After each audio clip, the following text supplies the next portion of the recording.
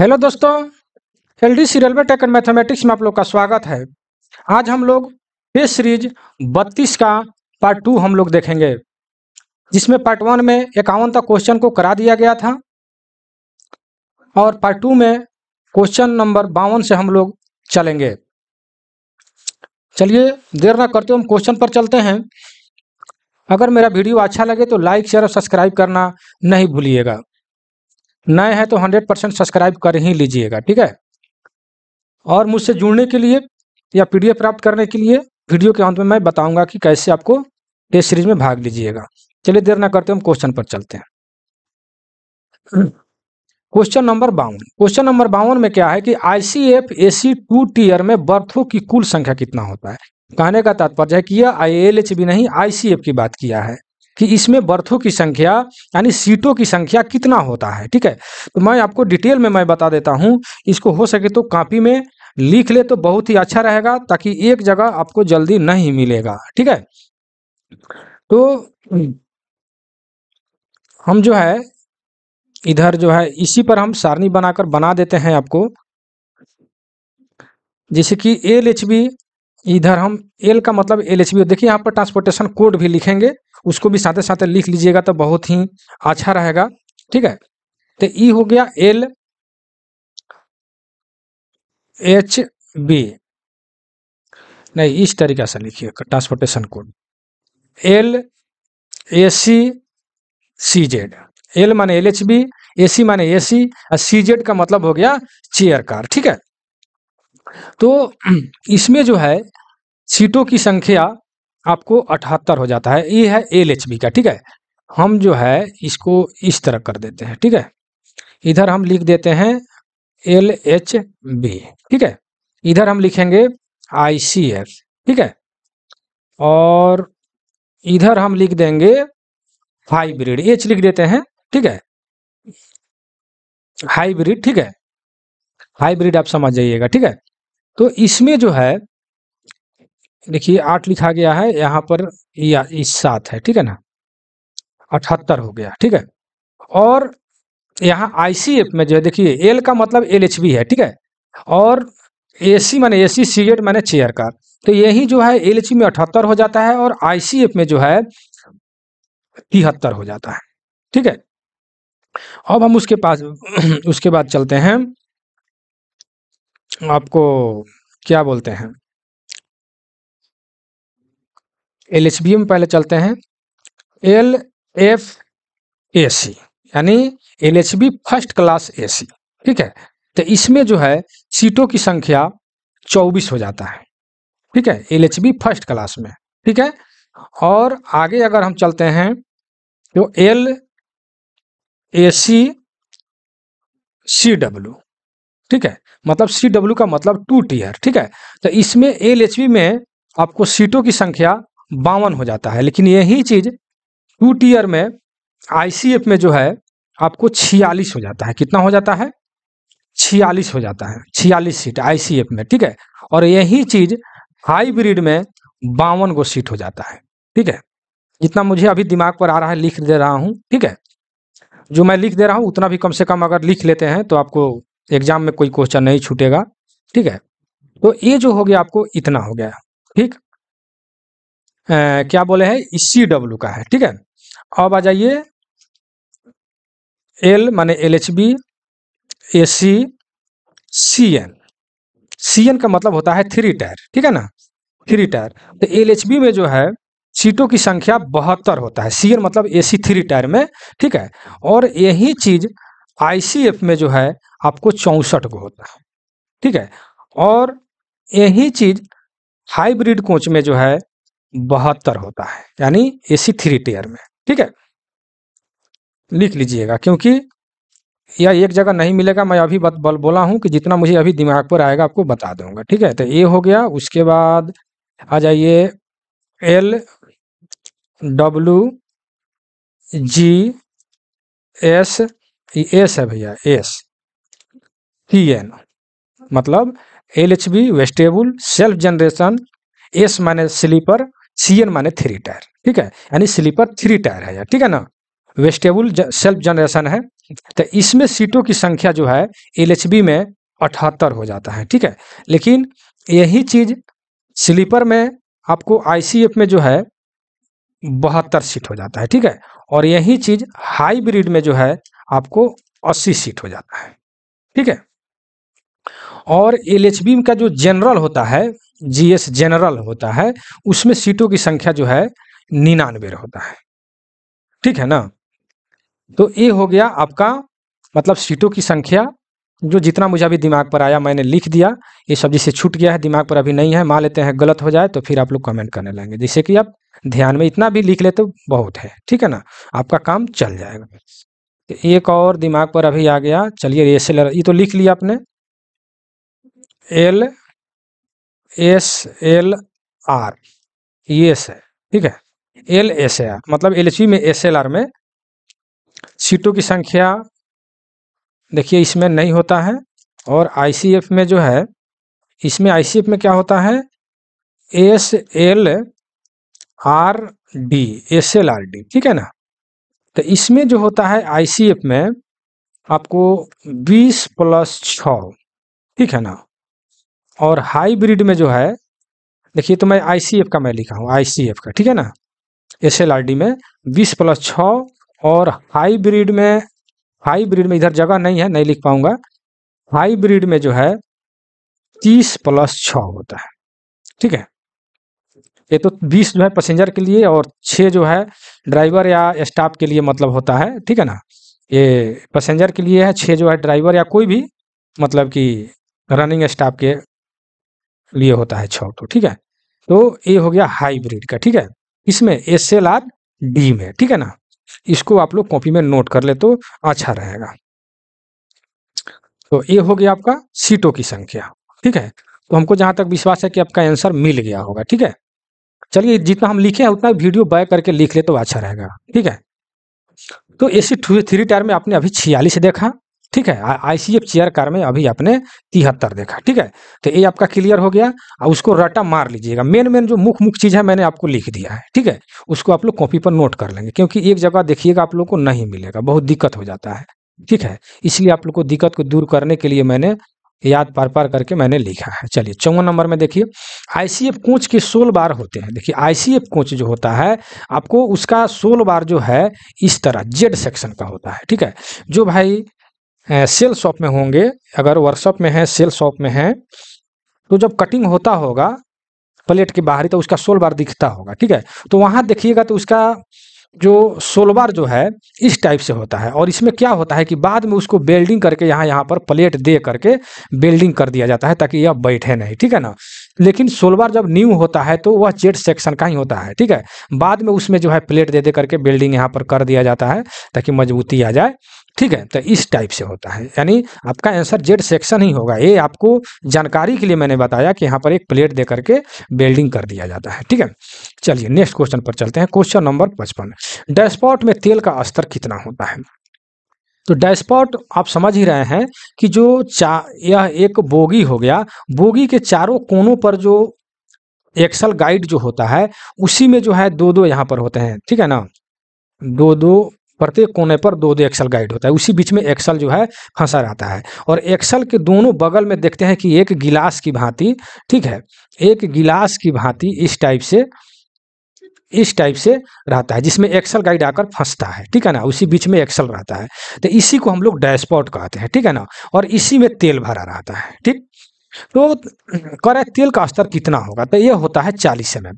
मतलब यह हाइट में जो है, हाइट में तेल की स्तर जो है 40 mm होता है। लेकिन यह क्वेश्चन कहीं कहीं ये भी आ जाता है कि तेल का स्तर तो 40 mm होता है, लेकिन इसमें कितना तेल रहता है, तो 1.6 लीटर, 1.6 लीटर इसमें तेल होता है, ठीक है। और हाइट में कितना होता है, तो ये होता है 40 mm, ठीक है ना।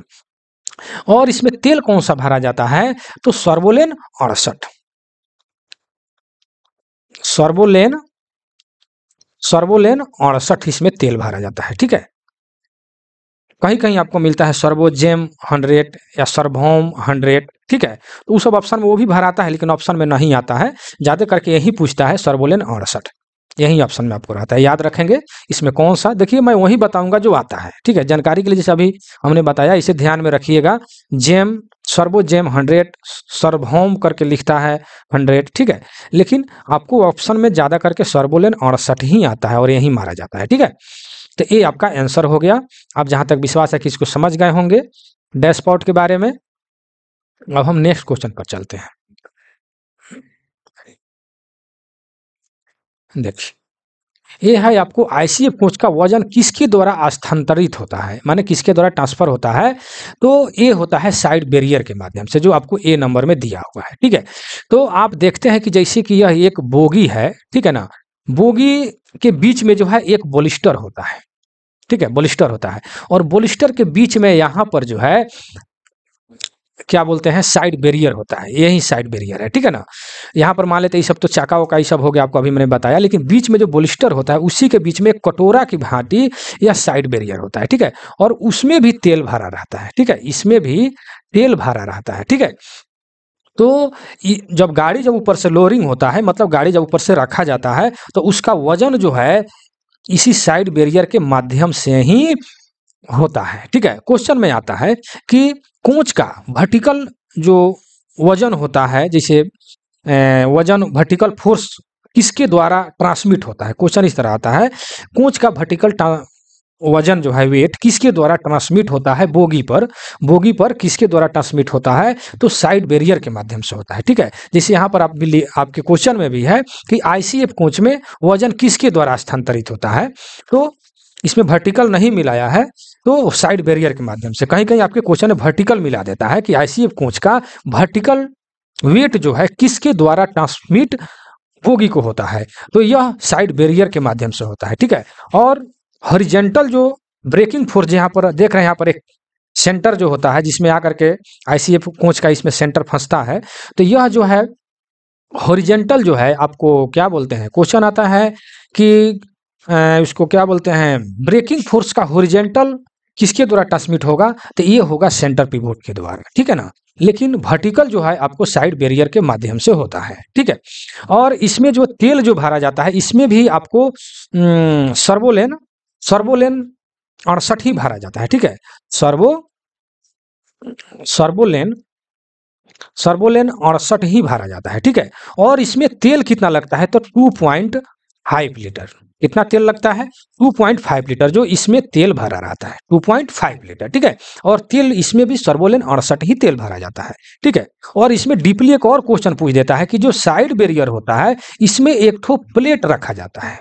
क्यों प्लेट रखा जाता है इसमें, क्योंकि गाड़ी का वजन जो है इसी प्लेट पर रहे, ताकि अगर प्लेट नहीं रहता है तो उसका वजन जो है बोलिस्टर पर पड़ेगा और घिस जाएगा, घिसने के कारण बोलिस्टर खराब हो जाएगा, ठीक है ना। इसलिए यहाँ पर इसमें एक अंदर में प्लेट रखा जाता है, उस प्लेट का नाम है बियरिंग पीस, ठीक है। आप कॉपी में नोट कर लें, इसमें जो साइड बैरियर के अंदर जो प्लेट रखा रहता है उसका नाम होता है बियरिंग पीस, या बेयरिंग प्लेट भी उसको कहीं कहीं देखिएगा, लेकिन शुद्ध रूप से बेयरिंग पीस होता है, ठीक है। तो वो प्लेट जो होता है किस आकार का होता है, इस टाइप से होता है। इस पर थोड़ा सा मैं बना नहीं पा रहा हूं, ठीक है ना, इस टाइप से, मतलब कि षटकोणीय आकार का होता है, ठीक है ना। तो वो जो है इसमें रखा रहता है। तो क्वेश्चन इसमें आ जाता है कि बेयरिंग पीस का न्यू मोटाई साइज क्या होता है, न्यू मोटाई कितना होता है, ठीक है। तो बेयरिंग पीस का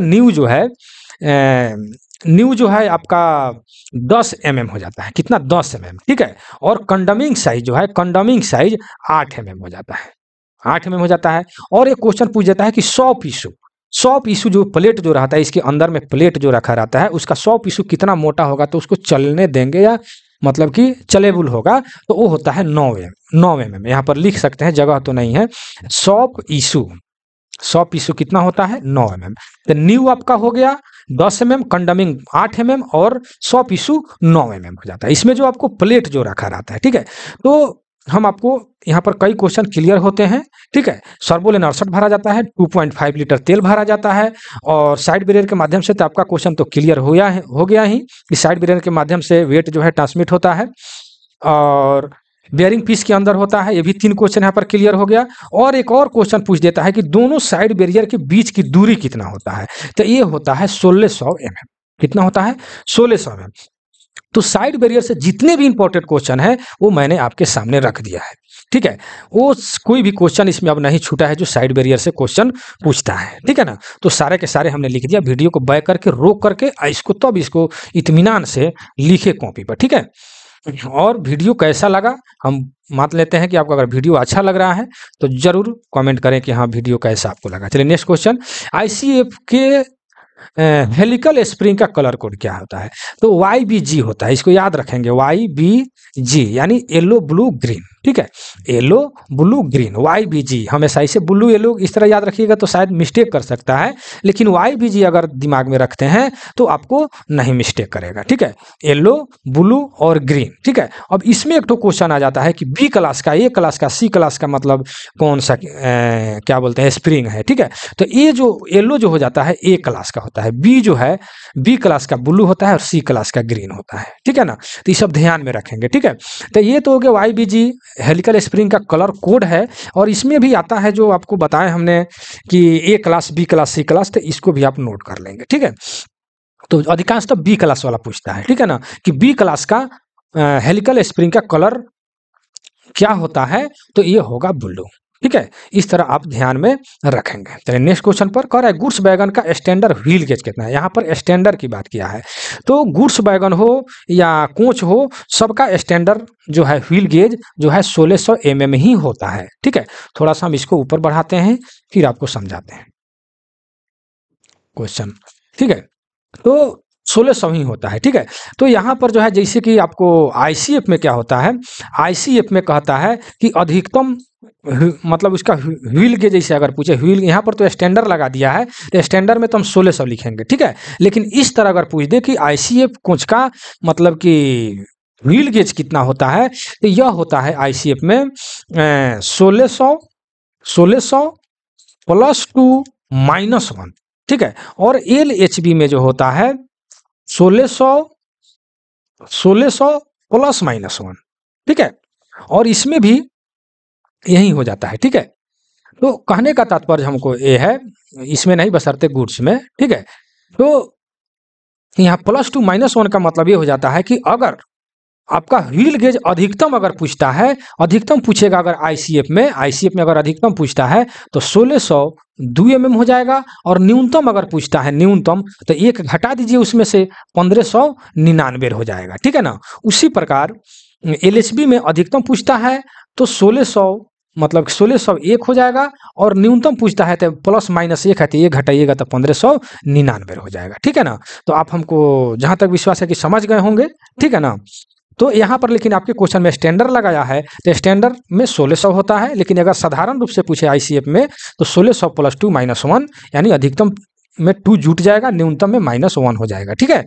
और LHB में दोनों में प्लस माइनस 1 होता है, अधिकतम या न्यूनतम, यानी अधिकतम 1601 न्यूनतम 1599, ठीक है। अब हम चलते हैं नेक्स्ट क्वेश्चन पर। अब देखिए बॉक्सेन बैगन का टेयर वेट कितना होता है, ठीक है। तो हम यही कहेंगे सबसे पहले कि कोई भी क्वेश्चन सब देखिए पढ़ाई से पहले जो है आपको गाइडलाइन भी जरूरी है, ठीक है। आपको बहुत सारे क्वेश्चन जो है आपके सामने आते रहेंगे, ठीक है ना। लेकिन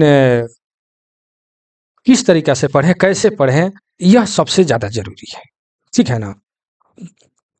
नोट्स किस तरीका से बनाएं, किस तरीका से पढ़ें, क्योंकि हम लोग के पास टाइम नहीं है, क्योंकि हम लोग एक स्टूडेंट नहीं है, ठीक है ना।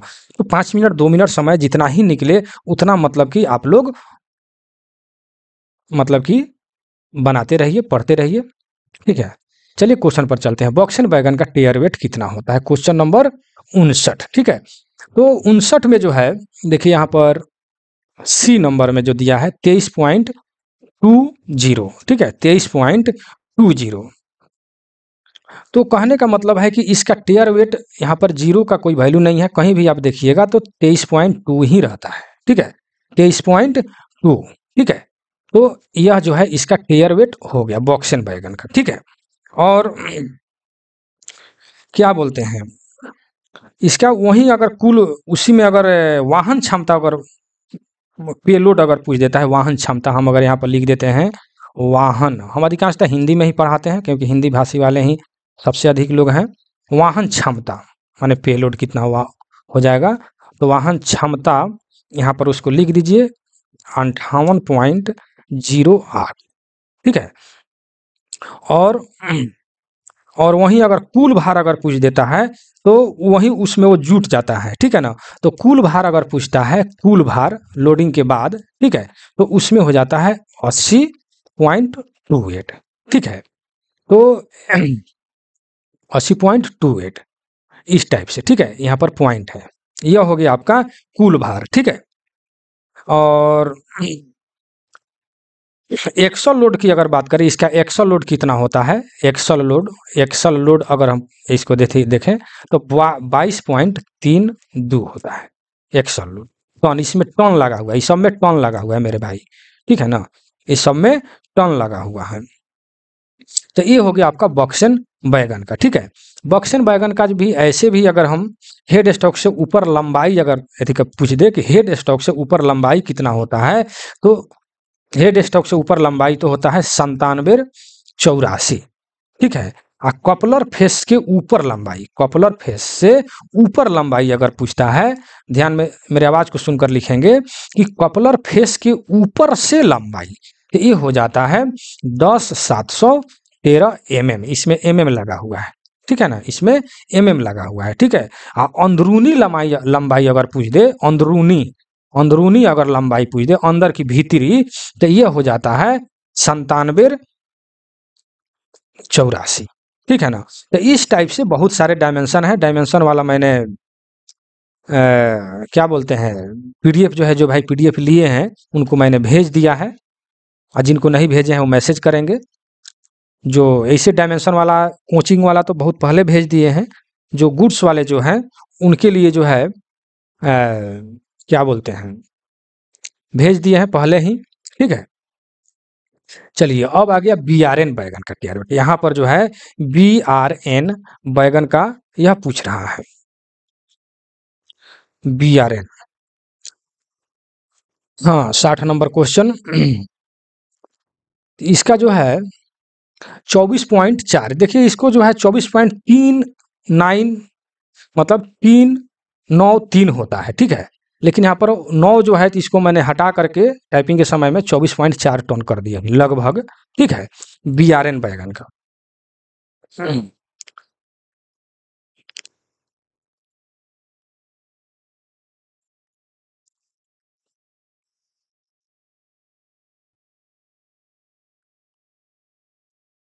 चलिए हम नेक्स्ट क्वेश्चन पर अब चलते हैं।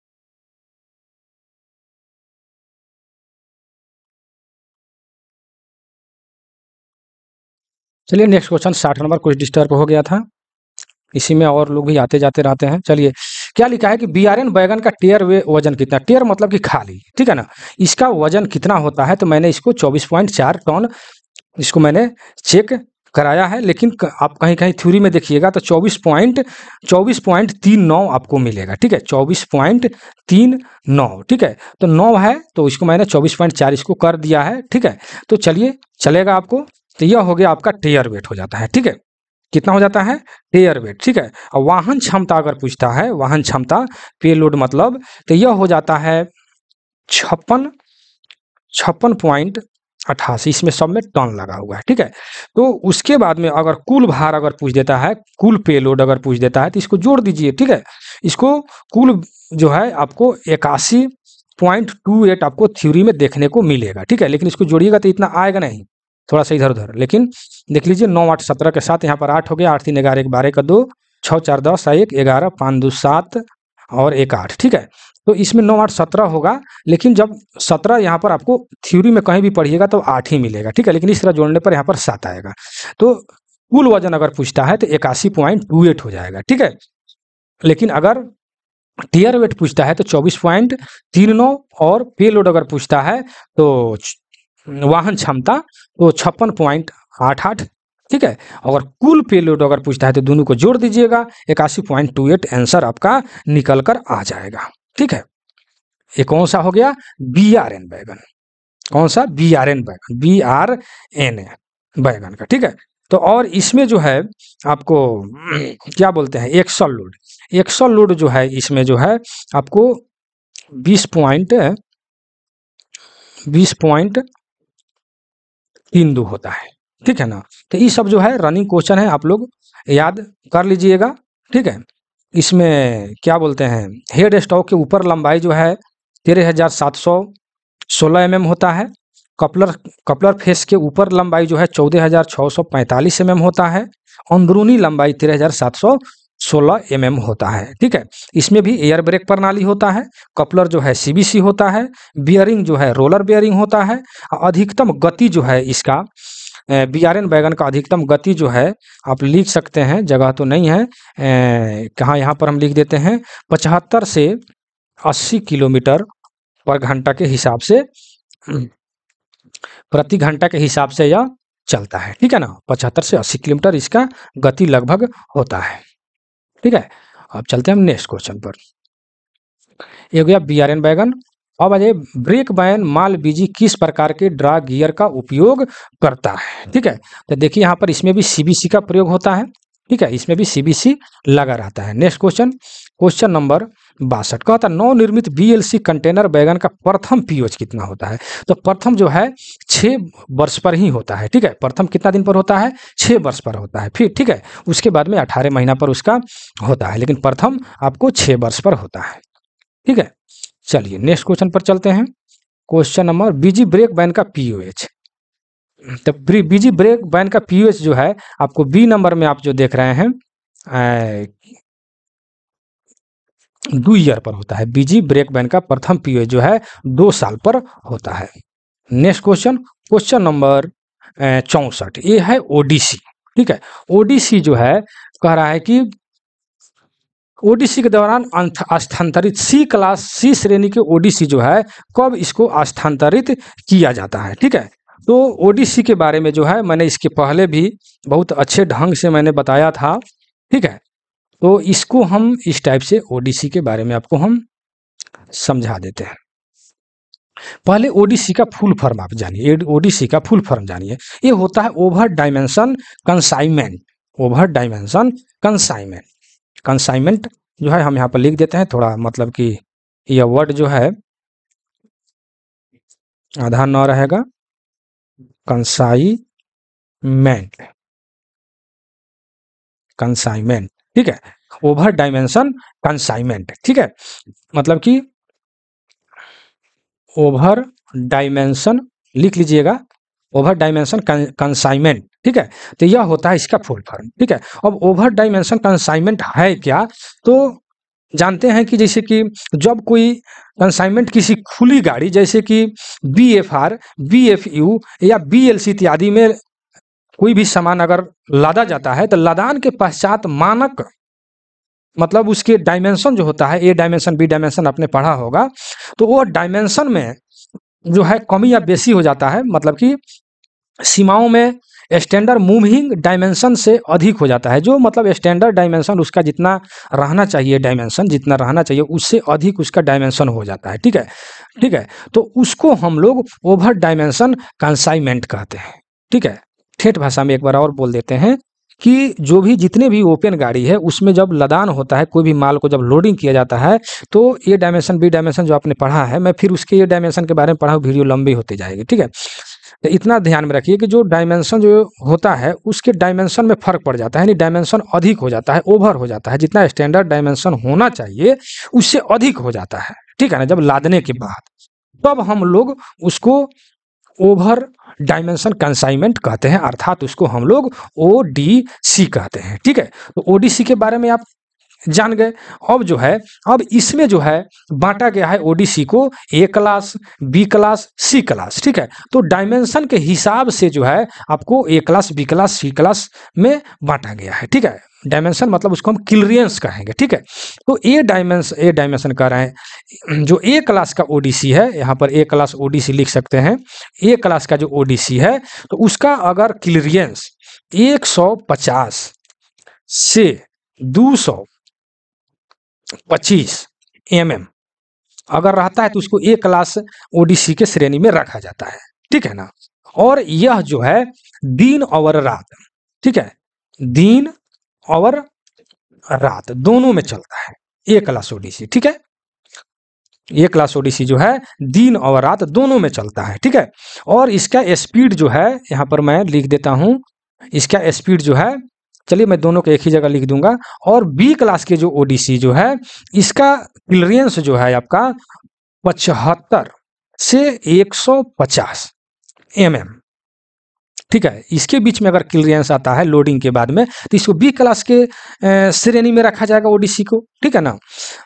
और इस ये भी दिन और रात दोनों में चलता है, ये भी दिन और रात दोनों में चलता है। और ये दोनों का स्पीड जो है 40 किलोमीटर प्रति घंटा होता है। कितना होता है? 40 किलोमीटर प्रति घंटा होता है। ए क्लास और बी क्लास के श्रेणी के जो ओडीसी हैं उनके जो है क्या बोलते हैं स्पीड जो है 40 किलोमीटर प्रति घंटा होता है, ठीक है।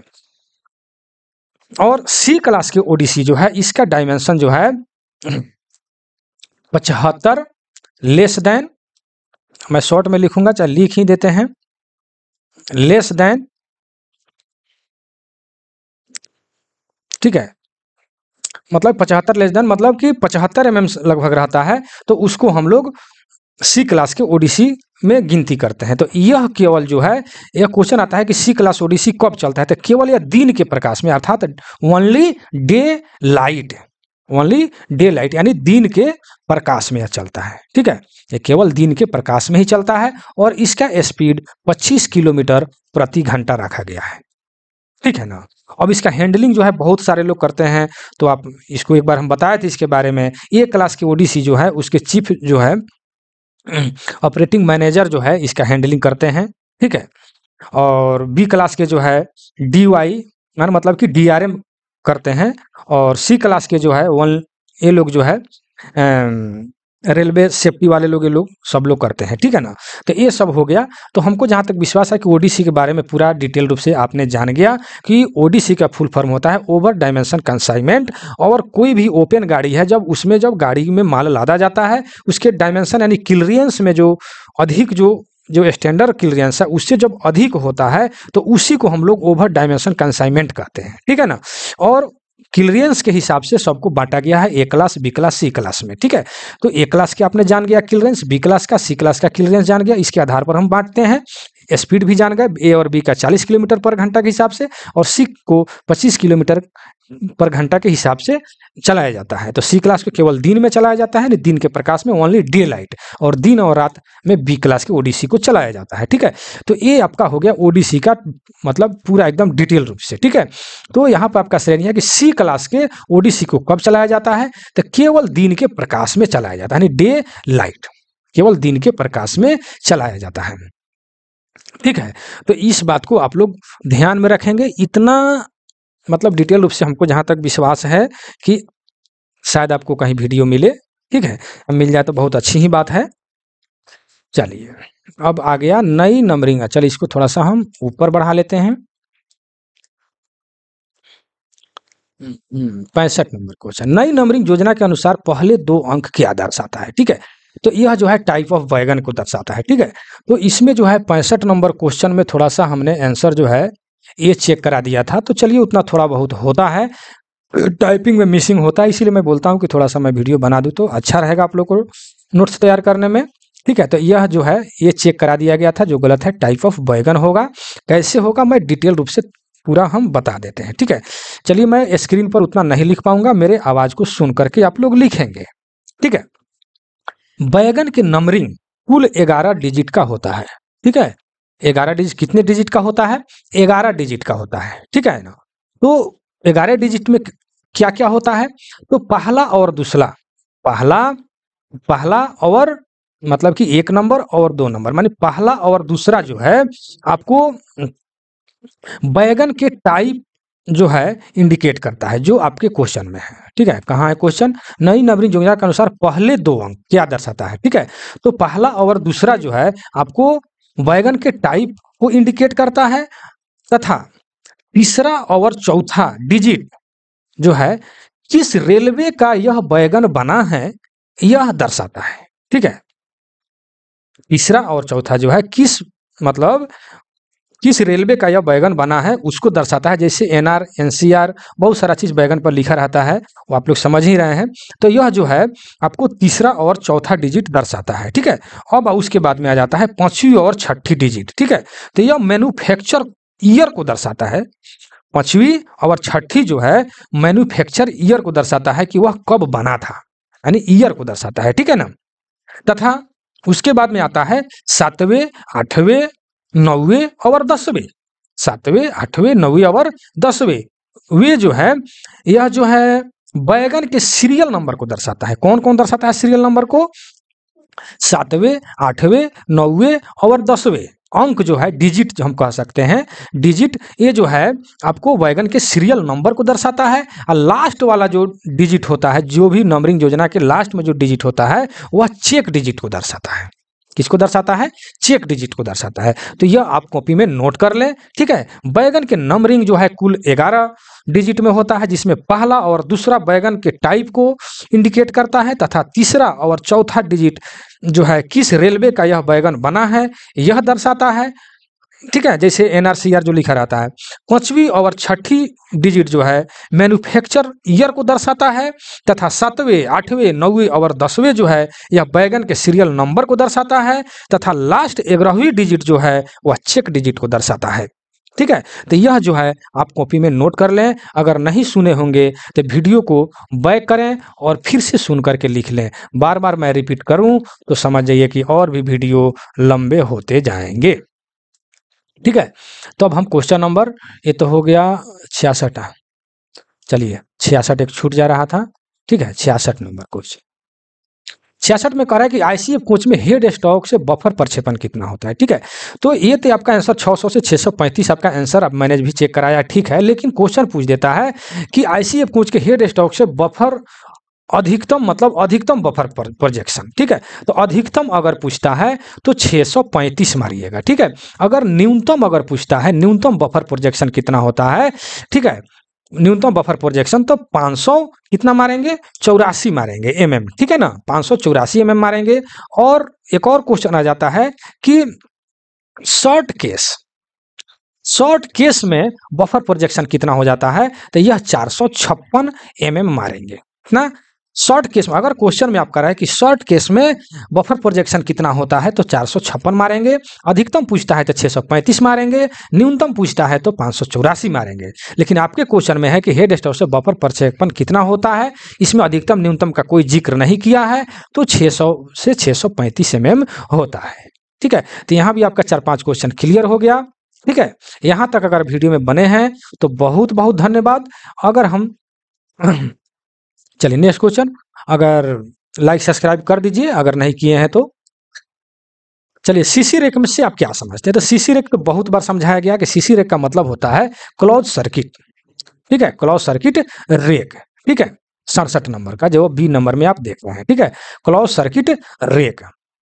नेक्स्ट क्वेश्चन कह रहा है कि एयर ब्रेक गुड्स स्टॉक के डिस्ट्रीब्यूटर वाल्व का कलर कोडिंग क्या होता है? तो डीबी का कभी भी डीबी का जो है काले रंग में ही होता है। ठीक है ना, ब्लैक रंग का काले रंग का होता है डीबी।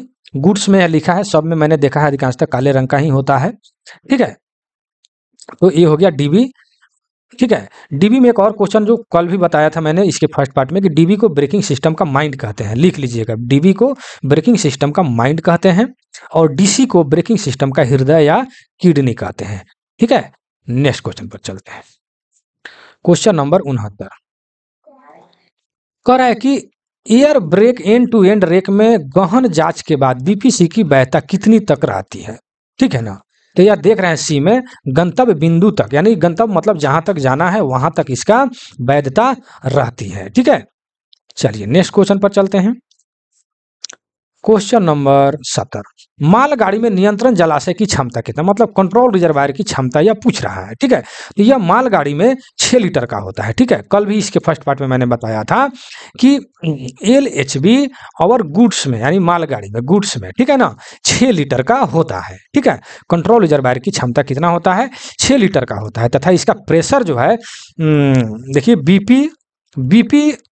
बीपी एंड CR यानी कंट्रोल रिजर्वायर, इसकी प्रेशर जो है 5 kg पर CM स्क्वायर होता है। ठीक है, AR एंड FP का प्रेशर जो है 6 kg पर CM स्क्वायर होता है। देखिए कि कुछ चीज को बार बार मुझे बताने का मकसद यही है कि आप लोग वीडियो देखते में ही याद हो जाए। ठीक है ना, तो इस बात को हमेशा ध्यान में रखेंगे। चलिए नेक्स्ट क्वेश्चन पर चलते हैं।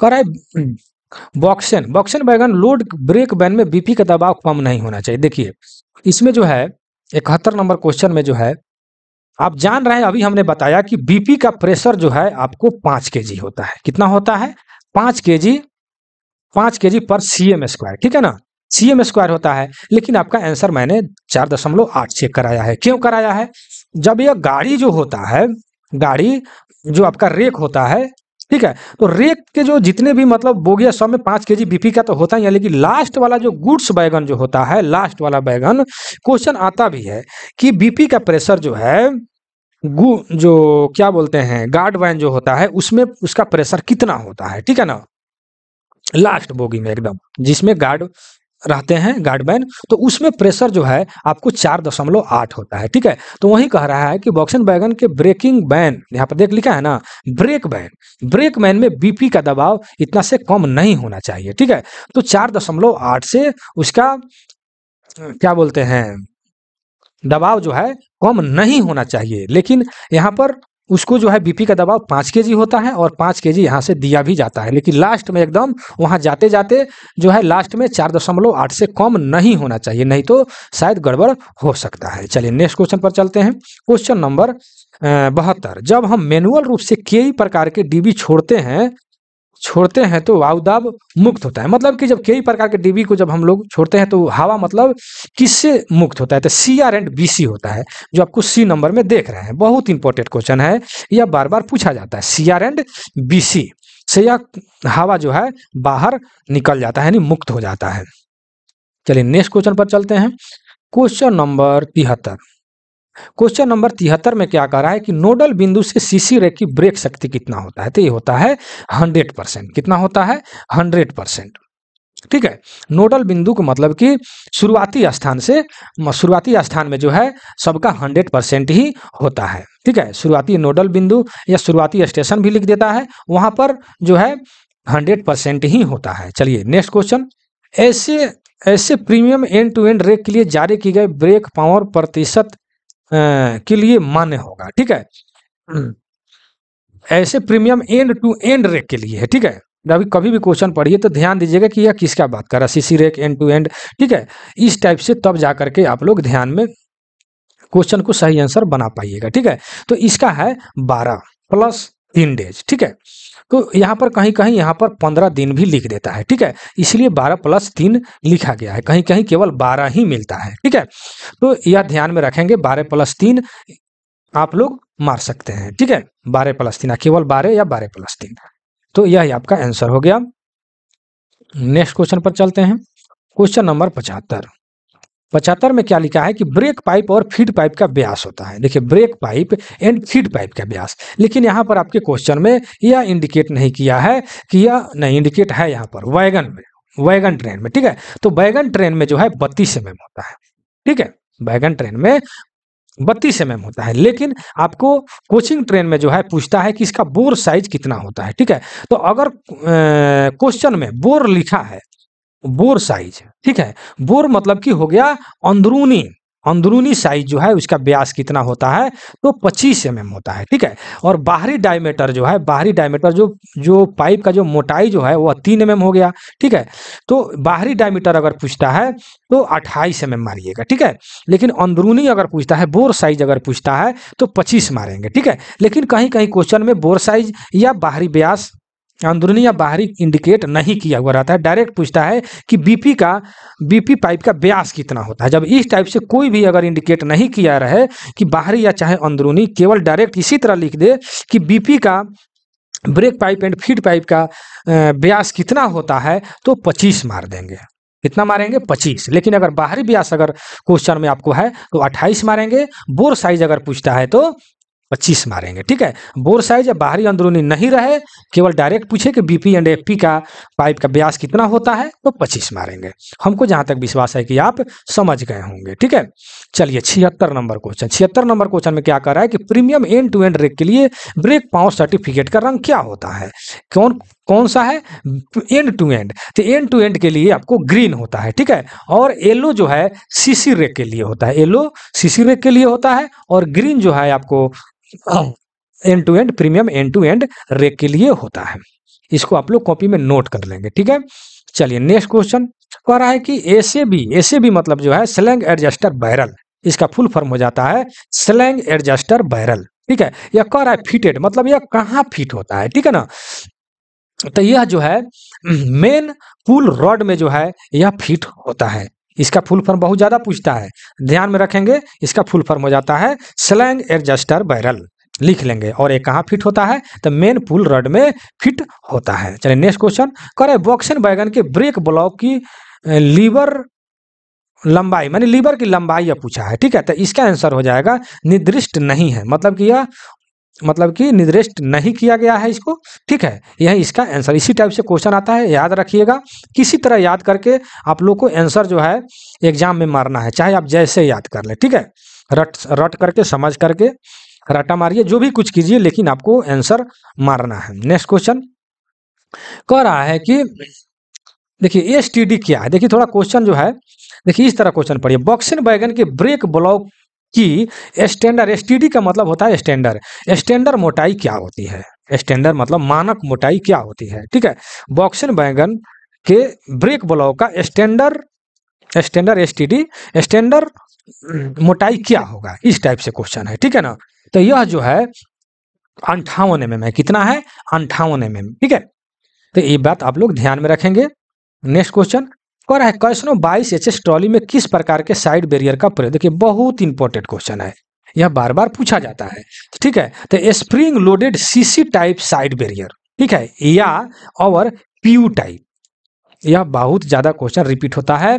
जो क्वेश्चन बार बार पूछा जाता है उसको ध्यान में रखेंगे, लेकिन जो क्वेश्चन बार बार रिपीट होता है, रनिंग होता है, उसको लोग विशेष करके ध्यान नहीं देते हैं, क्योंकि ये तो बार बार रनिंग क्वेश्चन है। लेकिन उसको नहीं ध्यान देने के बाद में वही सब क्वेश्चन जो है रनिंग क्वेश्चन ही कंफ्यूज कर जाता है, ठीक है ना। तो यह जो है ध्यान में रखेंगे, रनिंग क्वेश्चन भी बहुत ज्यादा यह पूछा जाता है, इंपॉर्टेंट है, मैंने इसीलिए BM लिख दिया था। चलिए हम नेक्स्ट क्वेश्चन पर चलते हैं। क्वेश्चन नंबर 81 कर है BTPN टैंक वैगन का पेलोड, ठीक है। तो BTPN वैगन का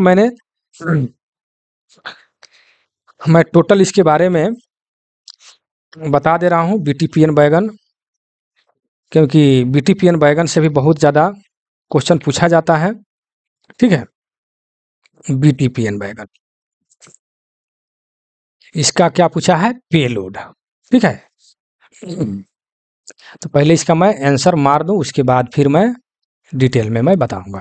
81 में क्या है? BTPN वैगन का पेलोड कितना होता है? तो इसका सही आंसर हो जाएगा 54.28, 54.28, ठीक है। तो अब ये कैसे होगा ये भी आप समझ लीजिए, ठीक है। तो टेयर वेट इसका जो होता है, इसका टेयर वेट लिख लीजिए पहले। टेयर वेट का मतलब हुआ खाली, ठीक है। तो इसका खाली में जो वजन होता है टेयर वेट BTPN वैगन का, यह हो जाता है 27.00 टन, ठीक है। खाली स्थिति में वाहन क्षमता माने पेलोड जो है यह हो जाता है 54, ठीक है। वाहन क्षमता यह पूछ दिया है ना, कुल भार, अच्छा अच्छा, ये पेलोड ठीक तो है, 54.28 जो आपके क्वेश्चन में है 28, ये हो गया पेलोड, ठीक है, जो आपको पूछा है पेलोड, ठीक है। वाहन क्षमता इसको हम लोग बोलते हैं पेलोड, ठीक है। अगर कुल भार अगर पूछ देता है, कुल भार, ठीक है ना, यानी कुल भार कुल पेलोड या कुल भार अगर पूछ देता है तो इसको आप जोड़ दीजिए, ठीक है ना। तो यह हो जाएगा 28 के 28, 7 4 11 का 1, 5 2 7 1 8, ठीक है ना। यानी कुल पेलोड अगर पूछता है बीटीपीएन बैगन का तो 81.28, ठीक है।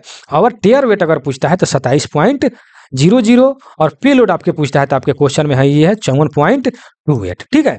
तो ये हो गया आपका बीटीपीएन बैगन का पेलोड से संबंधित क्वेश्चन, ठीक है। और बाकी चीज जो है आप मेरे आवाज को सुनकर लिख सकते हैं कि हेड स्टॉक के ऊपर लंबाई कितना होता है। तो हेड स्टॉक के ऊपर लंबाई जो है 11,491 होता है, ठीक है। और कपलर फेस के ऊपर लंबाई, कपलर फेस के ऊपर लंबाई कितना होता है, तो 12,420 mm, ठीक है, ये भी आप लिख लेंगे। और अंदरूनी लंबाई अगर पूछता है, अंदरूनी लंबाई बीटीपीएन बैगन का, तो यह हो जाता है 11,434 mm, ठीक है। ये हो गया अंदरूनी लंबाई, ठीक है। अंदरूनी यहाँ पर हम और लिख देते हैं अंदरूनी लंबाई, ठीक है। एक कपलर टू कपलर हो गया, और ये जो है ऊपर वाले जो हेड स्टॉक के ऊपर लंबाई हमने अभी बताया, ठीक है। तो ये सब जो है आप लोग रनिंग क्वेश्चन है, याद रखिएगा। अब बोगी सेंटर जो है, सेंटर टू सेंटर बोगी का जो सेंटर जो होता है, मान ले यहाँ बोगी है, फिर यहाँ बोगी है, दोनों के यहाँ से लेकर के यहाँ तक जो है बोगी सेंटर, ठीक है। ये हो जाता है लंबाई इसका जो है दूरी 8,391 mm, 8,391 mm, ठीक है। तो ये सब जो है आप लोग ध्यान में रखेंगे, ठीक है। एक्सल लोड भी पूछ लेता है इसका, ठीक है। तो एक्सल लोड जो है इसका लिख लीजिए 20.32 टन, ठीक है, 20.32 टन, ठीक है। तो ये भी ध्यान में रखेंगे। कपलर जो है इसमें भी पूछ देते हैं कि कपलर कौन सा लगा रहता है, तो सीबीसी लगा रहता है, सेंटर बफर कपलर, ठीक है। अब बेयरिंग जो है कौन सा लगा रहता है, तो रोलर बेयरिंग लगा रहता है, और इसकी गति कितना होता है, तो 75 से 80 किलोमीटर प्रति घंटा होता है, ठीक है। तो ये भी आप लोग ध्यान में रखेंगे बीटीपीएन बैगन का। चलिए नेक्स्ट क्वेश्चन, बीटीपीएन बैगन का आरओएच अंतराल कितना होता है। यहाँ पर आरओएच की बात किया गया है, ठीक है। तो आरओएच पीयूएच के बारे में भी मैंने एक बार बताया था, ठीक है। आरओएच पीयूएच फिर से मैं बता देता हूँ। आरओएच पीयूएच, पहले मैं इसका आंसर बता दूं।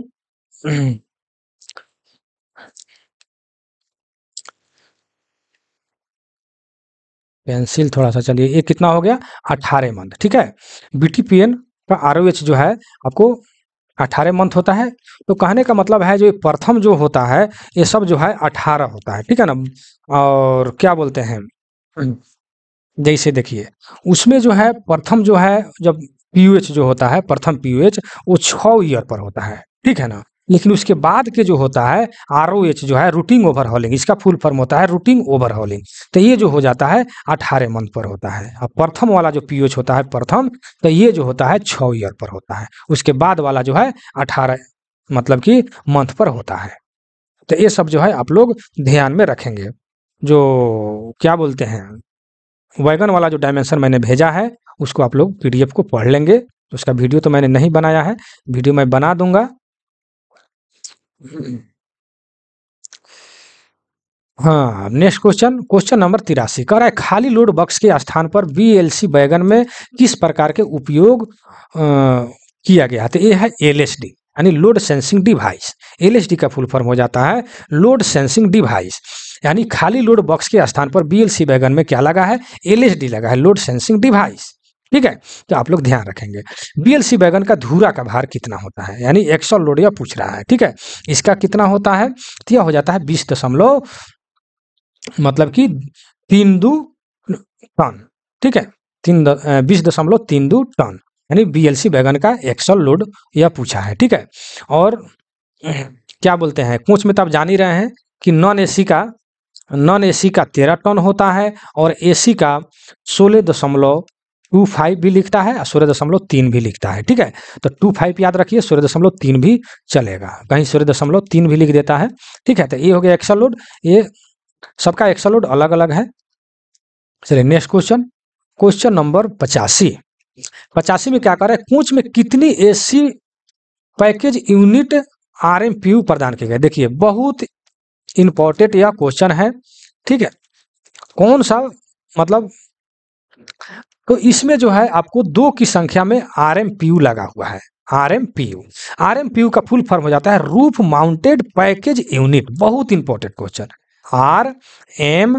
आरएमपीयू यानी रूफ माउंटेड पैकेज यूनिट। यह कितने की संख्या में लगा रहता है ये कोच में, तो यह 2 की संख्या में लगा रहता है। बहुत इंपॉर्टेंट क्वेश्चन है, हर जगह आपको नहीं मिलेगा, इसको कॉपी में 100% आप नोट कर लेंगे। ठीक है, तो 2 की संख्या में लगा रहता है आरएमपीयू, जो आपको मतलब कि एसी जो है चलता है जो कोच में, इसी के माध्यम से चलता है आरएमपीयू। ठीक है, तो कोच के दोनों, जैसे यह कोच हो गया, देखिएगा कोच के दोनों जो है लास्ट वाला ऊपर छत में देखिएगा, यहाँ पर पंखा चलते रहता है, ऊपर जब देखिएगा फैन चलते रहता है और यहीं पर आरएमपीयू लगा रहता है रूफ माउंटेड पैकेज यूनिट। ठीक है, जिससे कि एसी चलता है।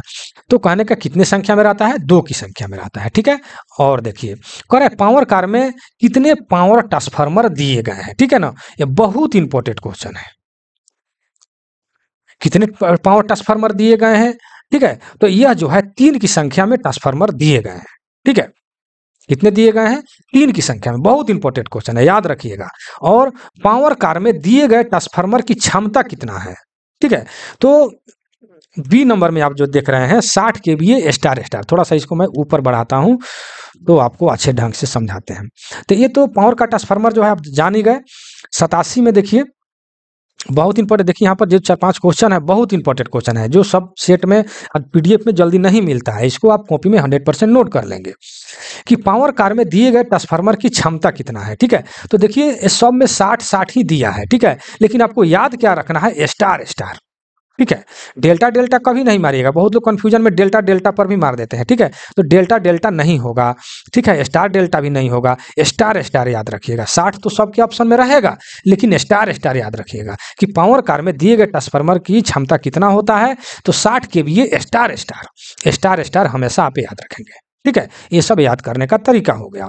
चलिए, एलएचबी पावर कार में कितने डीजल टैंक दिए गए हैं, बहुत वीवीआई क्वेश्चन है। डीजल टैंक जो है कितना दिया गया है, तो 2 की संख्या में डीजल टैंक दिया गया है, जो आपको 1540 लीटर का टैंक होता है। ठीक है, अगर 2 अगर पूछता है तो 30,000 मतलब 3080 टैंक हो जाता है। ठीक है, 3080 टैंक, अरे बोलने में भी थोड़ा बहुत गड़बड़ हो जा रहा है, 3080 लीटर। ठीक है ना, लीटर। एलएचबी पावर कार में कितने डीजल टैंक होते हैं, तो 2 टैंक होता है। एक टैंक की क्षमता 1540 लीटर होता है। ठीक है ना, जल्दी जल्दी बोलने में थोड़ा सा मिस हो जाता है, बोलने का बोला जाता है क्या और कमेंट आने लगते हैं। ठीक है ना, जल्दी जल्दी नहीं बोले तो वीडियो भी लंबा हो जाता है, 50 क्वेश्चन को बनाने में हमको 1.5 घंटा लग जाता है। ठीक है, तो ये हो गया आपका। चलिए आगे क्वेश्चन मिलेगा हम बताएंगे। ठीक है, तो एलएचबी पावर कार में 2 डीजल टैंक होता है। चलते हैं नेक्स्ट क्वेश्चन पर।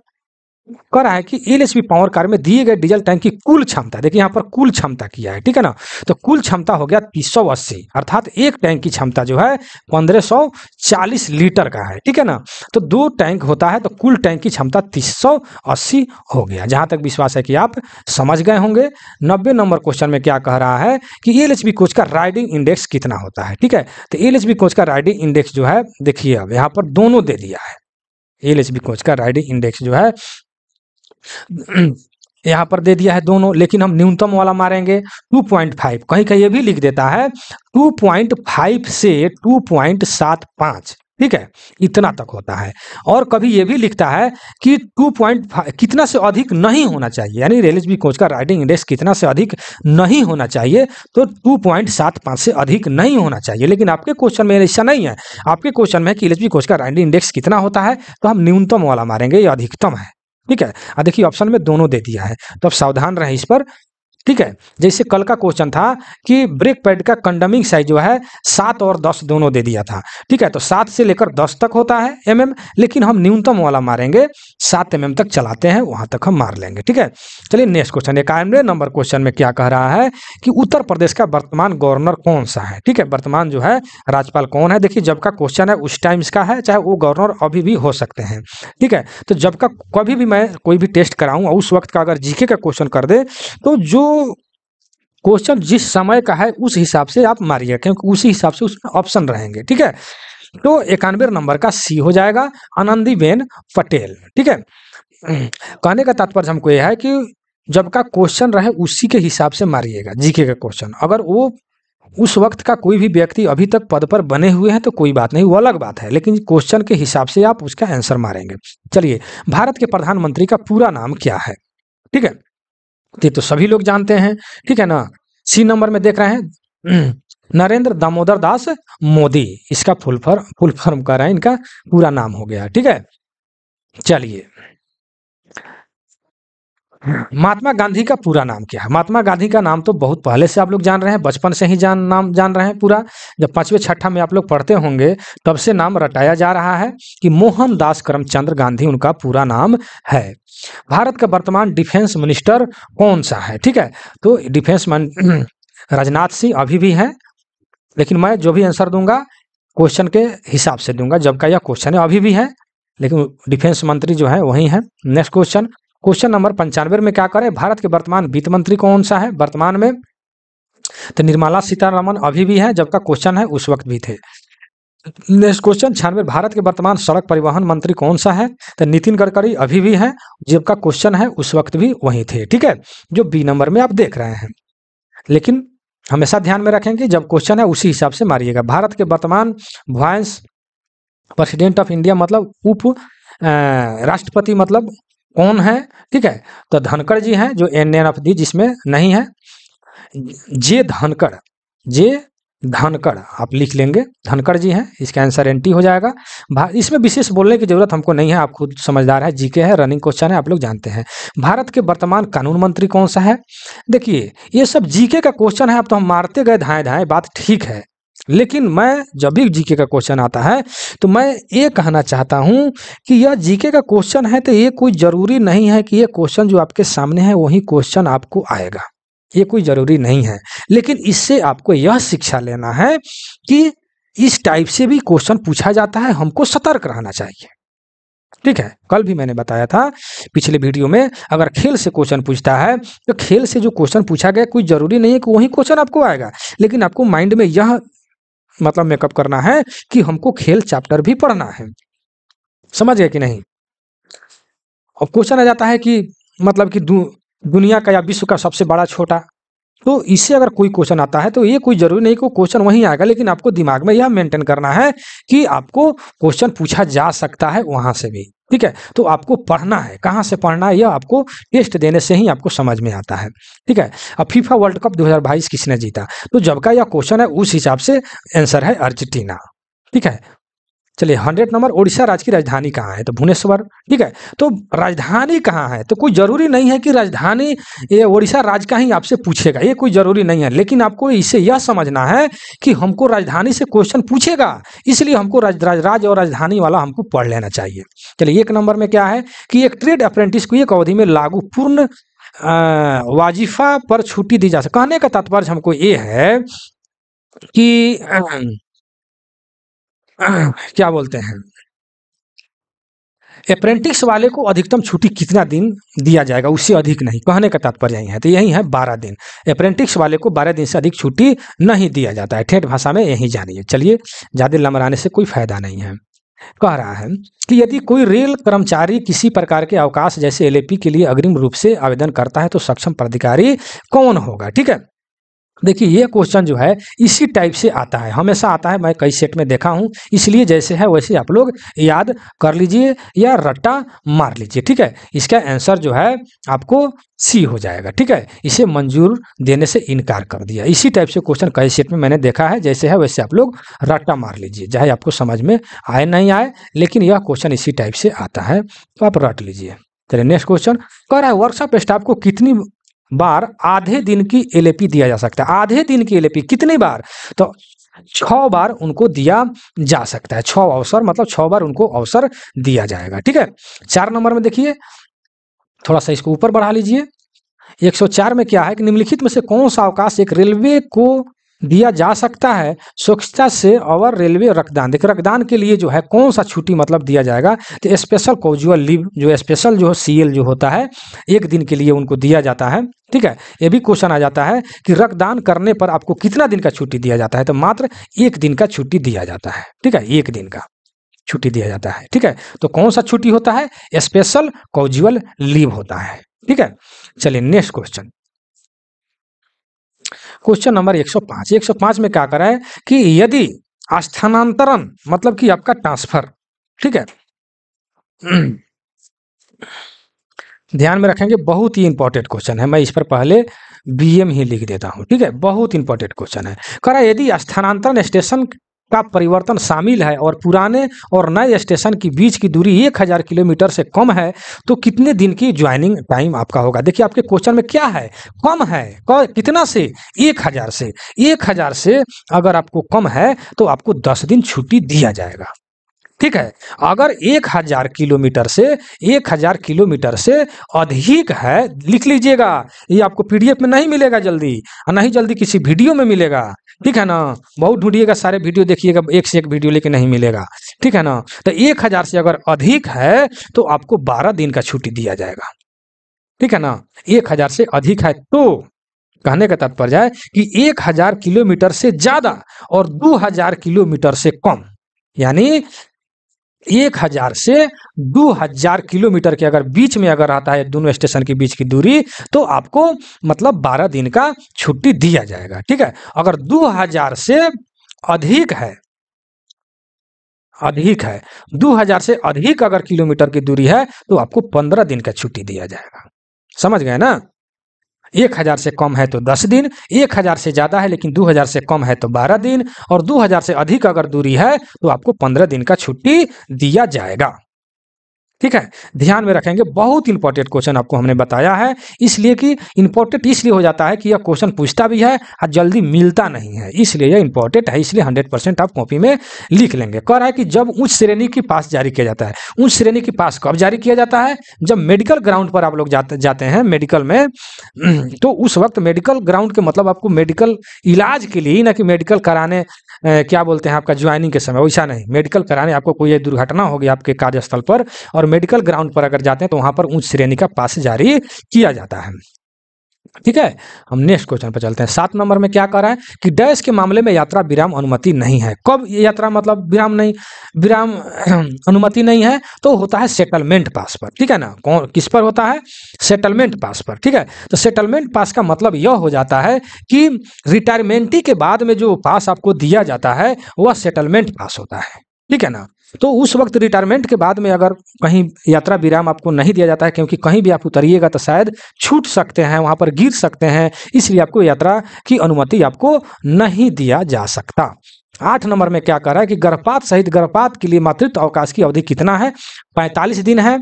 यह बहुत इंपॉर्टेंट है, बार बार पूछा जाता है। नेक्स्ट क्वेश्चन, ड्यूटी पर दुर्घटना के लिए दी जाने वाली औसत वेतन पर विकलांगता के लिए अधिकतम छुट्टी नहीं, मतलब इससे अधिक छुट्टी नहीं दिया जा सकता। किससे अधिक नहीं दिया जा सकता?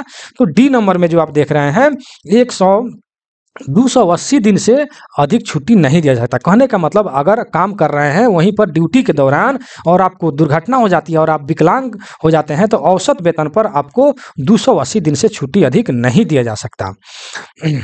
और नेक्स्ट आगे क्वेश्चन भी देख सकते हैं 10 नंबर में। 10 नंबर में पितृत्व अवकाश भी स्वीकार्य है। पितृत्व अवकाश और किसको मतलब स्वीकार्य है?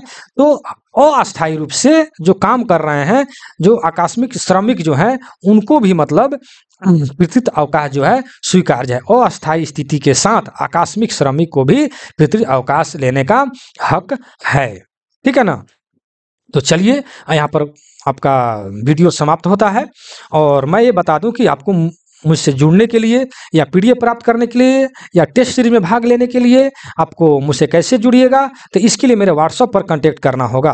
ठीक है, 96 93 57 14 26 इस पर आप मैसेज करके पीडीएफ प्राप्त कर सकते हैं, या कहने का तात्पर्य है कि टेस्ट सीरीज में भी भाग ले सकते हैं। ठीक है, और एलडीसी जेईई डब्ल्यूएम या हेल्पर टू टेक्नीशियन के लिए ऑल टू ऑल पीडीएफ जो है आपको demo memo ICF LHB departmental railway act 1948 rail 1966 डीएनएआर बहुत सारा जो भी है ऑल टू ऑल पीडीएफ आपको यहाँ से मिल जाएंगे। ठीक है, तो चलिए मैं वीडियो कहीं समाप्त करता हूँ। यह वीडियो कैसा लगा आप कमेंट सेक्शन में जरूर दीजिएगा, और अभी तक आपने लाइक एंड सब्सक्राइब नहीं किए हैं, अगर नए हैं मेरे चैनल पर तो 100% सब्सक्राइब कर ही लीजिए। चलिए मैं वीडियो कहीं समाप्त करता हूँ। जय हिंद, जय भारत।